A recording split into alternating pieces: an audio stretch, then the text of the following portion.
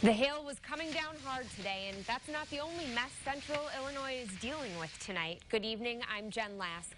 Amelia Henderson has been tracking these storms all evening. We can hear them in the studio right now, and we've got more on the way. I mean, it's pretty loud, Amelia. What's coming this way next?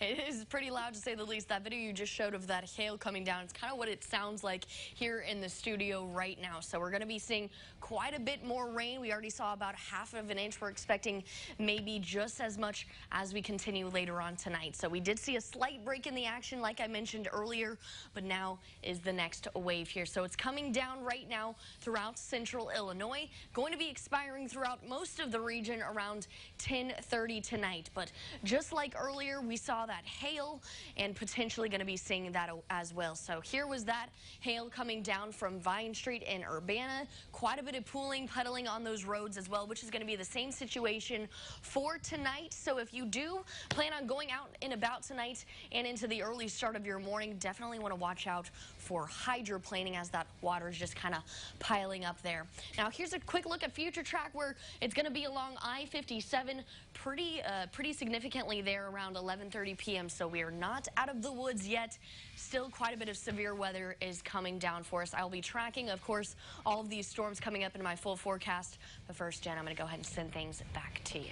All right, thank you, Amelia. And police are searching for a missing Central Illinois teenager who's 8 months pregnant.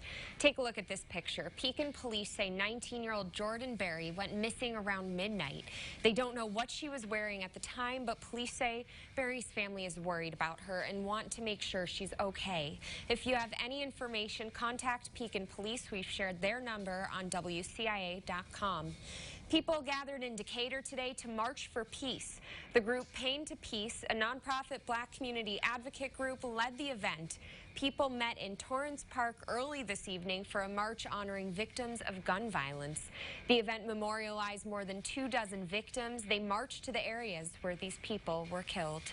Last year, a Central Illinois teenager died of an aneurysm, and today would have been her 20th birthday.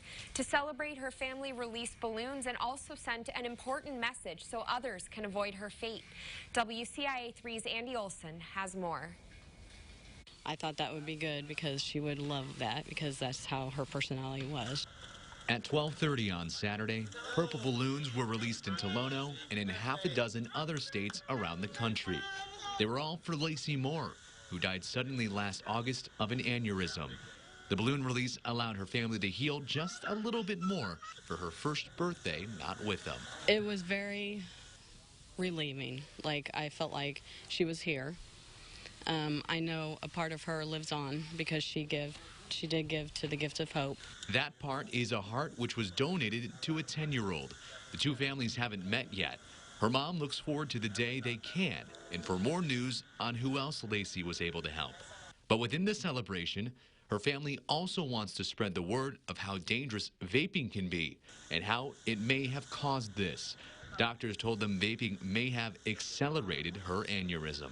Please don't vape, because this is what happens, because we never knew. And they said it grows very fast when you do the vaping. Members of her family got tested to see if they were at risk of aneurysms as well, and several found out they were. They're thankful they know about the condition now, and we're happy to see so many people celebrating Lacey.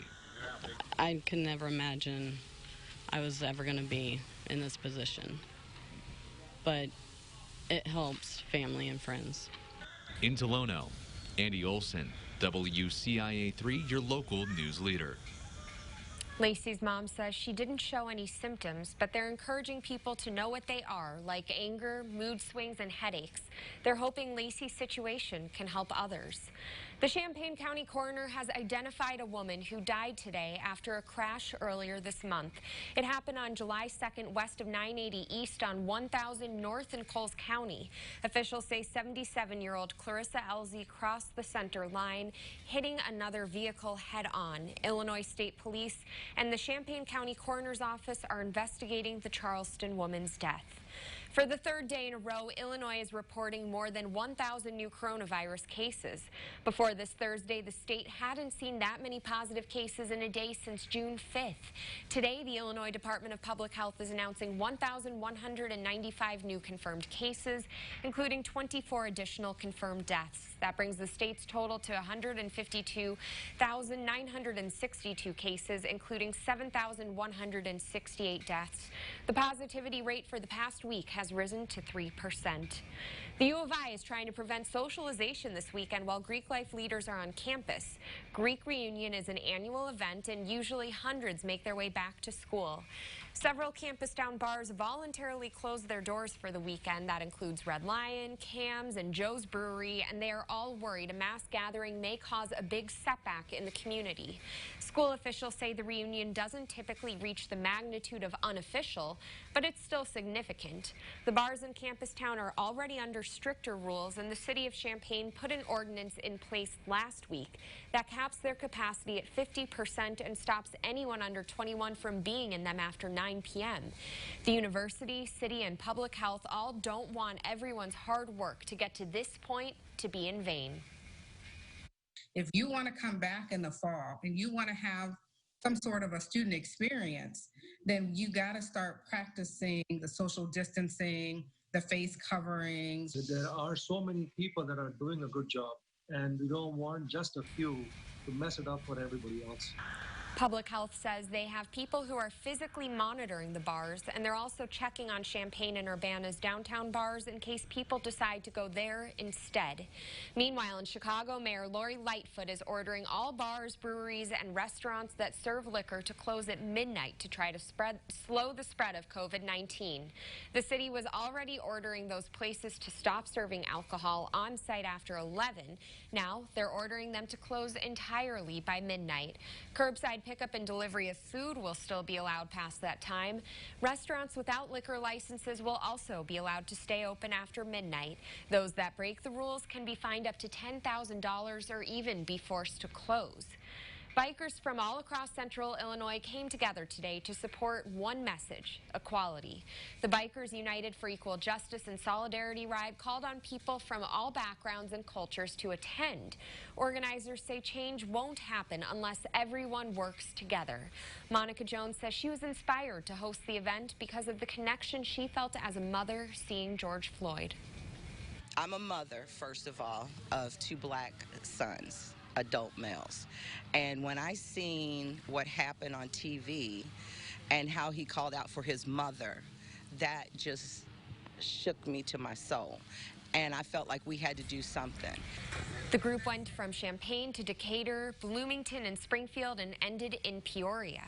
A new addition is coming to Marketplace Mall, and it's a dream come true for one local business owner.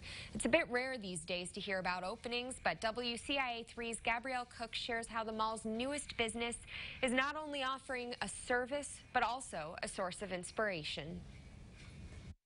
Sequita Daniels isn't letting a pandemic stand in her way, now opening up her second hair salon in the Champaign-Urbana area.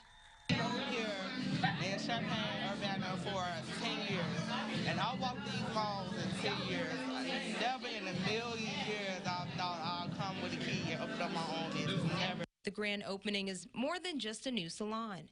It's the first black-owned salon to step foot in Marketplace Mall. It will offer hair and beauty services along with products. Daniels was inspired when she realized there wasn't a hair shop in the area. Buy Black Chambana, a directory of black-owned businesses in Champaign-Urbana, helped Champaign's Hair Lounge celebrate its opening.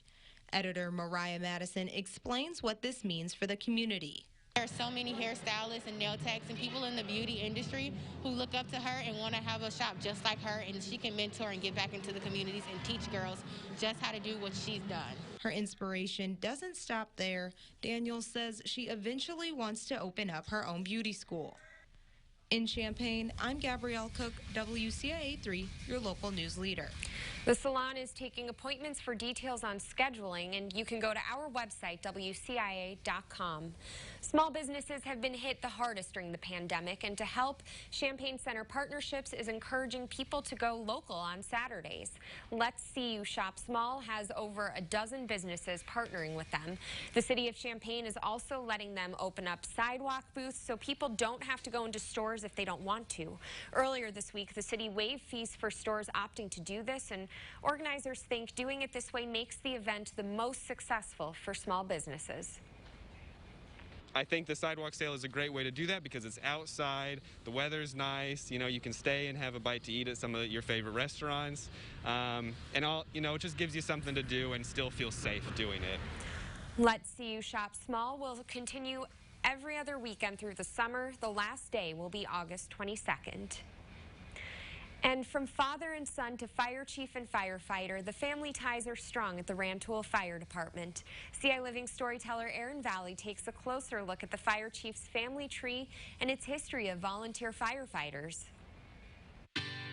When Jack Waters joined the Rantoul Fire Department in 1952, he had no way of knowing his 3 sons and grandson would one day follow in his footsteps. Today, Jack's son Ken serves as fire chief. Love serving with the other people, love helping out other people.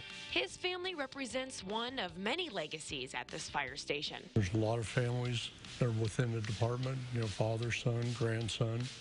As a boy, Ken listened to stories his father told about being on the job.